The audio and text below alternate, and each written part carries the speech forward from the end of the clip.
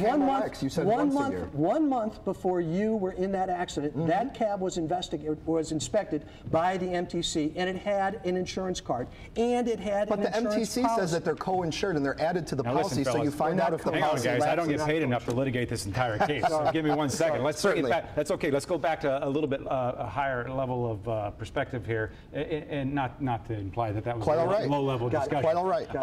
I'm curious if you think that we saw this lawsuit in California. Do you see more of those coming? And if you can give us the brief update on what's going on in California just this week, is that something we might see? Is Umar right that while everybody's excited to accept Uber, they're actually running off a cliff? Well, I'm not totally up to speed on what's happening in San Francisco, but I mean, I think you almost certainly will see this head to court. July 29th, it sounds as if 2 of the 3 sticking points will be resolved, and the 1 sticking point, MTC says it's stuck, its hands are tied, it can't do anything, it's state law. Well, you know, Uber's not going to accept that, so they're going to butt heads, and it's not going to work out. So at that point, it's going to be. Well, it is really in a nutshell. But look, Lyft did the same thing last summer. Lyft just tried to bust the doors in, and Lyft is exactly the same. Lyft just simply said the rules don't apply to us. We can do whatever the heck we want to do.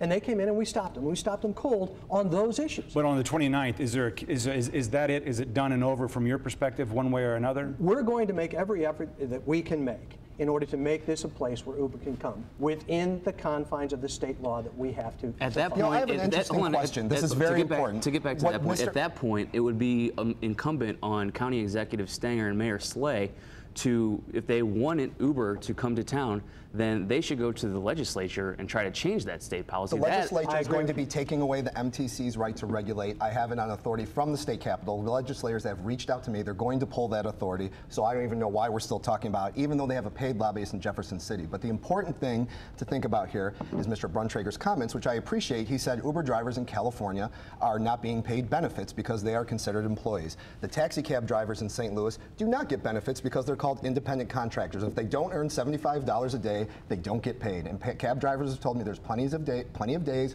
where they haven't gotten paid. So if Uber should be treating their drivers like employees and they should be getting benefits, I'd love to see the cab companies with St. Louis start giving health insurance to their drivers and start treating them fairly instead of chasing them around with their fake police and ticketing them for things that don't make any sense. You happy with the MTC? I speak for the drivers. MTC, some issues we agree, some issues we don't agree. On the issue of that, I would like to see all Uber drivers made employees and get benefits and see if that model will work for them. We know it won't work for them. We know they won't be able to return the profits to their investors. Cab drivers and I would like to see cab drivers get benefits as well. So.